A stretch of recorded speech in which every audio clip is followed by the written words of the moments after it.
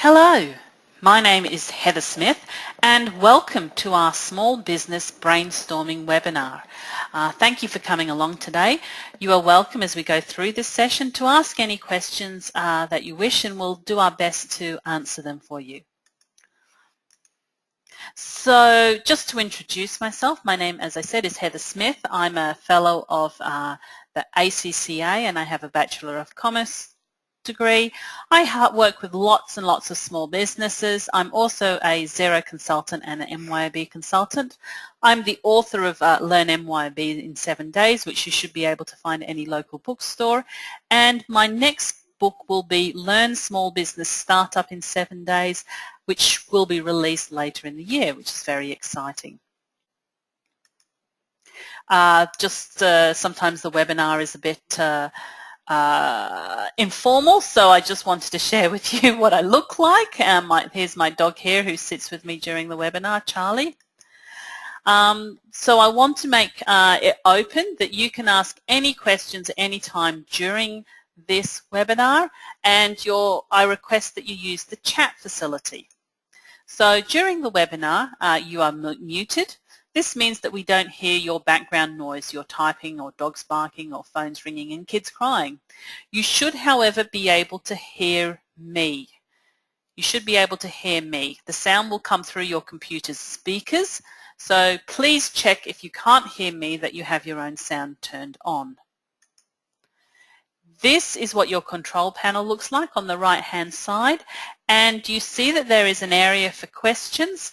That is where I request that you type any questions or comments here throughout the session. During the session, if you want to, you're welcome to Twitter me, and my Twitter handle is HeatherSmithAU if you want to tweet while we're running the session, so you're welcome to. So I'm handing it over to you. I can see we've just had another person join the line, but I'm handing it over to you. This is a question and answer session for you, so please ask anything that you would like to ask. Just a reminder, this is where your control panel is, and type your comments and questions here throughout the session. So if there's anything that you'd like me to cover today, go out, find your control panel and type in a question, and I'll do my best to answer it. So I'm here, I can answer questions on MYOB, on Xero, on bookkeeping, on accounting, on small business brainstorming, any issues that you may have.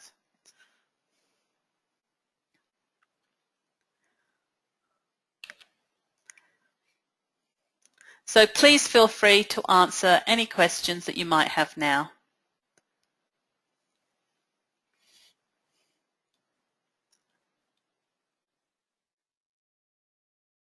Okay, I can see that I've got several people on the line, but no questions are coming through. So maybe I will just run through a few things while I do that, and you feel free to drop in a question as I do. So I'm just going to escape from there, and I will open up just a version of MYOB. Here I'll open up this one, Account Right Plus version 19. And I'm going to look in at I think my sample company's expired actually. It has expired, but I can look at it anyway. So I'm going to look here. Okay, so I'm just seeing a question come through. Okay, so I've seen a question come through. That's great. Please let me know what you'd like to know. If you are using MYOB, maybe suggest what version you're using, and I will have a look at that. So I'm opened up MYOB at the moment, and I will highlight some things that you need to know. Over here on the top left-hand corner, we have the Accounts Command Center, and one of the most important areas is your accounts list. So if we click here on the accounts list, we see up here the various groupings of all the different accounts. So all accounts shows us everything. If I click on assets, These are the assets in my business. This is what the business actually owns. And you'll see I have bank accounts here. I have trade debtors, so this is my accounts receivable. I have my inventory here. And then I have my larger assets, so my furniture and fittings, my plant and equipment, my motor vehicles, and my computer and equipment. You'll notice that the furniture and the plant and equipment, etc., they're grouped together. You can see that furniture and fittings is bold, and if I click on it, up here it says it's a header account. And then if I click OK, I'm just going to show you an example. If I click on this, this is a detail account. Click OK. A header account is bold. A header account is bold. Let me highlight that. So you can see the header account is bold, whereas the detail accounts are not bold. They're just written in normal text. And the detail accounts you can post transactions to, while the header accounts allow you to group things together.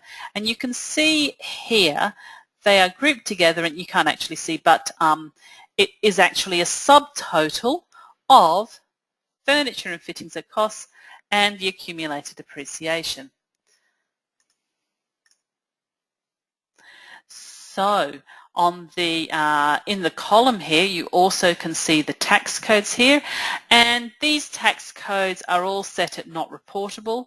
In fact, if I click here on the zoom arrow, furniture and fittings at cost would really be capital acquisitions. It won't let me change it, but it should actually be CAP. It should actually be a capital acquisitions cost tax code. So I'm going to click cancel there, and I'm going to click OK. So the next one along we have is liability.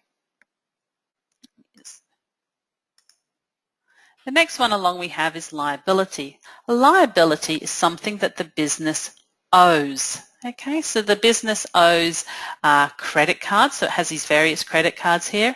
It also owns payroll liabilities. So you have your PAYG withholding, and you have your superannuation liability here. What else? It may have bank loans. It may have trade creditors. So trade creditors are purchases that you owe money on. And it has GST liability here, and various other taxes and loans payable here. The next one along, you'll see that the tax codes here are all listed as NT, which is not reportable.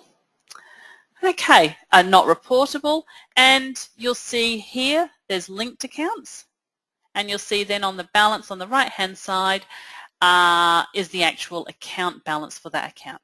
So I've been asked a question. When you are linking sub-accounts to detail accounts, do the detail accounts all have to have a linked ledger account? So when you are linking sub-accounts to detail accounts, okay, so I'm not exactly sure. Okay, if I have here, this is the header account, and these are the subgroups underneath there. And if I go into payroll, if I click on payroll and click on details, it actually says here, when reporting, generate a subtotal for this section. And that's actually what generates this subtotal here. None of these accounts are linked, but I'm not exactly sure if that's what you mean there. This account here is linked. That deposits collected is linked. And this trade creditors is linked. And this payroll liabilities account here is linked. So let me, feel free to further expand on that question, but let me go and talk about linked accounts. Up here in the setup, under linked accounts, we have accounts and banking accounts, sales accounts, purchase accounts, and payroll accounts. So if I click here on my accounts and banking, what happens here is these accounts are automatically linked. Maybe I'll click on the next one, set up linked account, sales account. So this account is automatically linked to trade debtors, and if we go and look at the payroll account, which is actually the one you mentioned, so that would be the one I should mention, here the payroll accounts are linked. In actual fact, the payroll account, when you actually set up the data file, comes through incorrectly. So this default tax account should really be linked to PAYG withholding, but I won't be able to change it. But that's where it should be linked. And the default wage expense is linked to wage and salaries. So what that means is that when I pay superannuation on a payroll, that's where it's coming here, in fact. So when I pay superannuation on payroll, it will automatically flow through here, and it will sit here as a liability until I go through the process of paying it. So if I then click on close, and I go to payroll, and I go to pay liabilities, and the liability type is superannuation, so I click on superannuation, and I'm going to choose a date. Let's see if I have a date range there. I don't know whether I've got any information coming up there. It is read only, but I should be able to. Might not let me change the date option. I would have thought it would let me at least change it back to maybe to 1st of July. No, it's not going to let me change it back to the 1st of July. But anyway, if I did that, the superannuation categories would come up here. I would tick this. I would select the supplier up there for superannuation, and that would allow me to process the superannuation. I should make a note for future reference to get my Clearwater file updated. It must have expired over time. Okay, just made a note to myself. So the reason we have linked accounts is to save the business time, and it's so things will actually happen behind the scenes, money will flow in the correct area behind the scenes, and this will save us time. If you're not familiar with linked accounts, don't go in and change them. Make sure you have an expert looking at them before you go in and change them. I'll give you another example. Here we've got trade creditors, so if I just minimize here, I should be able to see this. Sales, sales register, so I'm just looking at the sales register, and that actually does allow me to look at the sales register, fortunately. And if I just go to the end here and click on one, edit, recap transaction, and there's nothing there to recap, of course. Balance due, let's see if there's something here to recap. Edit. Okay, this is a better one. So this is actually showing me, I know it must look a bit confusing now, but we have this business here, and we have income of $1,000, and what has happened is, this is actually what's happening behind the scenes, is that the income amount is going to trade debtors. In actual fact, you just want simply one line of trade debtors there, but that is $1,000 going there.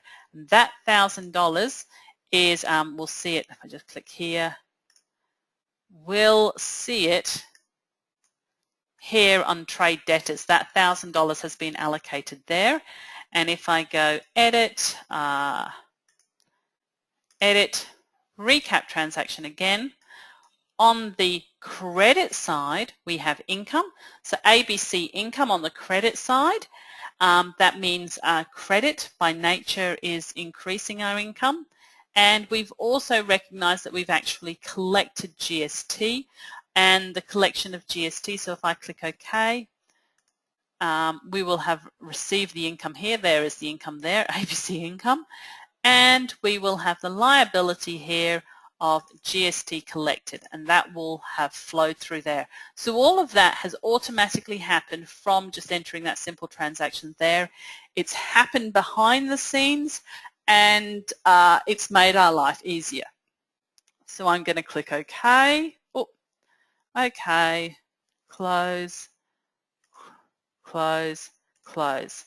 So I'm popping back, so feel free to ask any more questions that you may have. And I'm popping back to accounts, clicking on account list, and I will go through the other areas of the accounts area.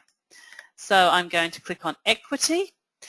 This is the owner's equity, what the owner has in the business, and he has retained earnings, current earnings, and historical balancing. So the retained earnings is the profit brought forward.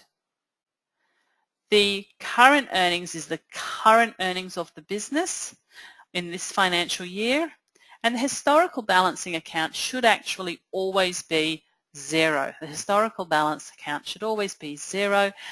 If it isn't zero, it means something has gone wrong with the accounting equation and it's ended up here. So we would actually need to investigate why that has happened. If we click on income, this is the income of the business, and you can see here income starts with 4, has the name here, has the income type was always income, and then it has various tax codes associated there depending on what it is. So most of them are GST. They've been allocated to GST. You can see freight here is actually a linked account there, interestingly enough. And you'll notice that some things have been grouped together, and they've been grouped together. This ABC income is actually not grouped under all of that time billing income because it is just slightly to the left indented. So please feel free to ask any questions as I go along. And with that, with the income, I should also mention that if I clicked on that and the data file was live, I could click down and move to the right, and I would be able to group it under the time billing income. I could also combine the accounts. So if I decided I no longer wanted travelling time in kilometres travelled, I could use this feature here, combine accounts, and combine the two accounts. So moving along, it's very important, I should highlight, it's very important that income is split out and clearly identified. You don't want to have too many items of income, but you want to have enough items of income that you can actually get some good information out of the business and help you in the decision-making process. So you really want to be clearly defining what income is the business generating. The next one along is cost of sales, and this is the cost of generating the income. So this is the direct cost related to generating the income. So this may be the water, related to this, the water, or maybe freight, and the equipment as well. Next one along, most of these probably, some of these would actually be GST as well. The next one along is expense, and you can click on expenses, and these are the general operating expenses of the business. General operating expenses of the business, and if I open up there, you can see there's lots of them there and they're grouped together. So this is a grouping. They start with a 6, grouped together, general and admin expenses, and then you have the GST code on most of them and the linked accounts. You need to check with your consultant what the tax code should actually be for them. But in many cases in expenses it will be GST.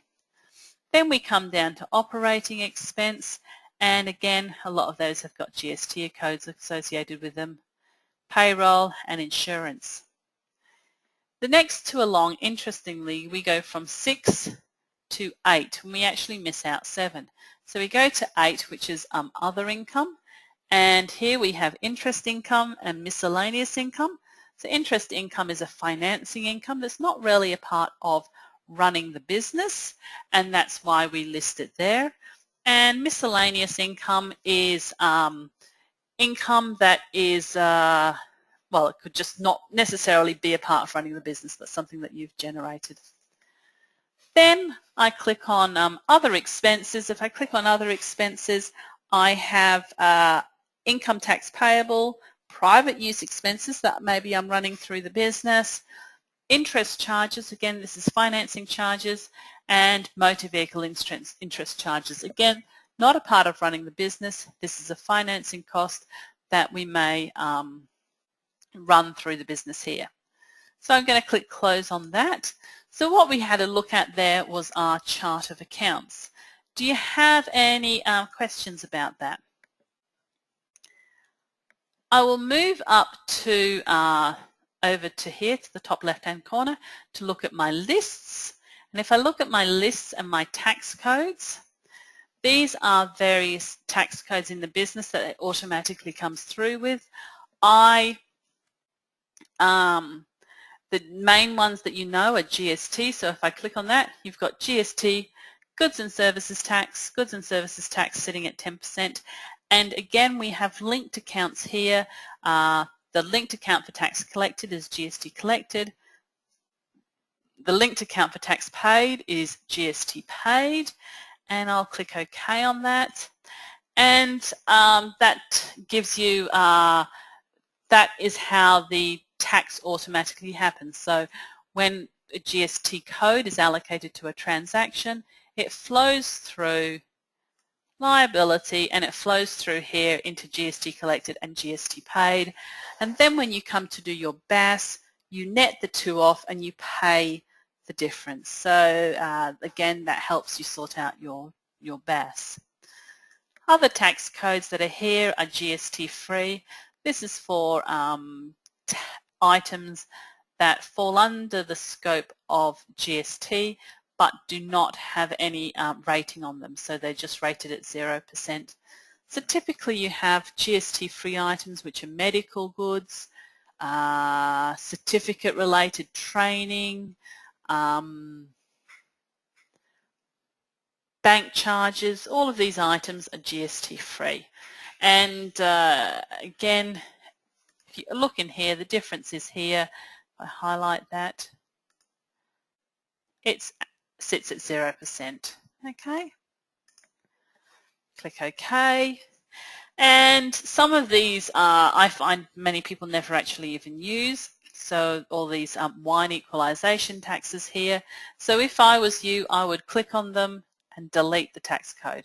So I right-clicked on them, brought up a context-sensitive menu, and deleted the tax code. Some of them are important, such as CAP, capital acquisition. That's very good for, well, it's used for allocating to asset accounts, as we mentioned before. So if I click close here, what we've had a look at briefly is we've gone and looked at the Accounts Command Center. We've actually looked at the accounts list, two really important areas of setting up the data file. One thing that is great about MYOB is that there's lots of reports to look at. So if I click here on reports and I maximize my screen, over here we have a sales report. If I click on sales, aging summary, and I'll click on display and maximize this screen. It's very important if you're in business that you're regularly looking at who owes you what money. So it looks like a lot of people owe this business money and it's been over 90 days. So something over 90 days means it's going to be potentially really hard to get the money in. Now, if you're working for this business, what you would do is you'd pop here and you click on A to Z stationery supplies, and you can actually go straight in and get their phone details. So you'd be ringing them up and asking them, and you can actually pop over here and go straight in and have a look at the invoices. And so you would be ringing them up, you have their details, and you would be chasing them regarding payments because, as is frequently said, cash flow is critical for small business, and it's important that you chase that money. So click close, and you can see some of them are actually sitting as negative, so you would have to deal with them. So Chelsea Moffat is actually sitting there as a negative one. So if I click on close and click close here, it may interest you to know that if I went to sales, sales register, returns and credits, and here is that there's actually several from Chelsea Moffat. So we owe her money. We owe her money, and one of the ways that we would deal with that is we could apply it to sale, but there's no sales from that customer, so we wouldn't be able to do that. The other way we could deal with it is to pay a refund.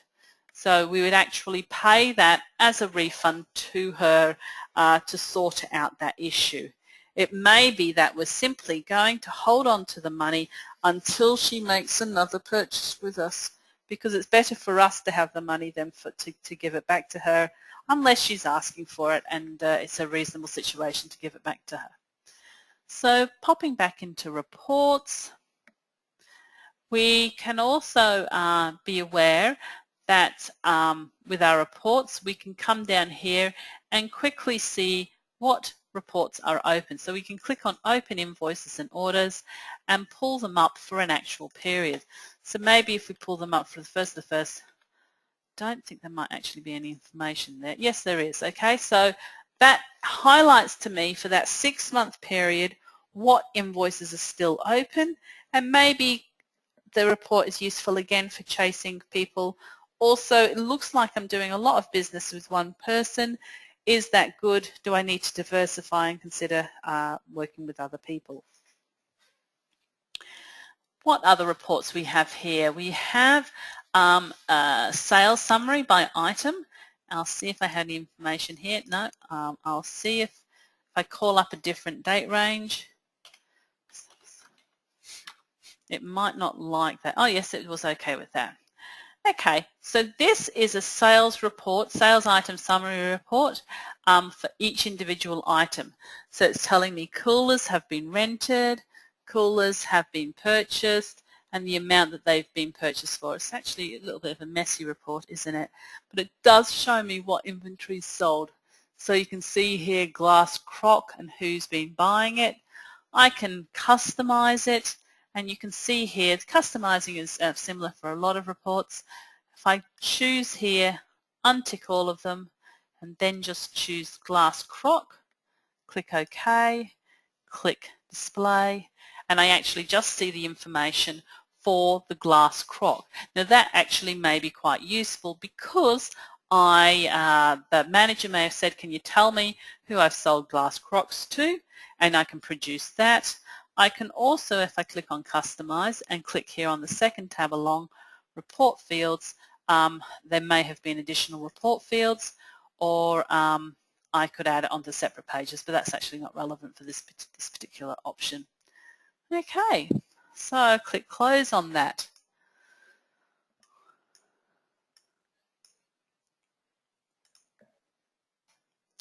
So, thank you very much for attending this webinar with me today. We will be running these webinars every fortnight. So please, if you need help, keep your questions together, keep a record of your questions, and then come back next in a fortnight's time and feel free to ask them then. In the meantime, you can always contact me for consultation. So I'm the author of Learn MYOB in 7 days and Learn Small Business Startup in 7 days, which will soon be released. So hopefully you can see them on your bookshelves. And if you do see them, grab them off the bookshelf and put them in a prominent area to help out, make sure some people buy them. So thank you very much.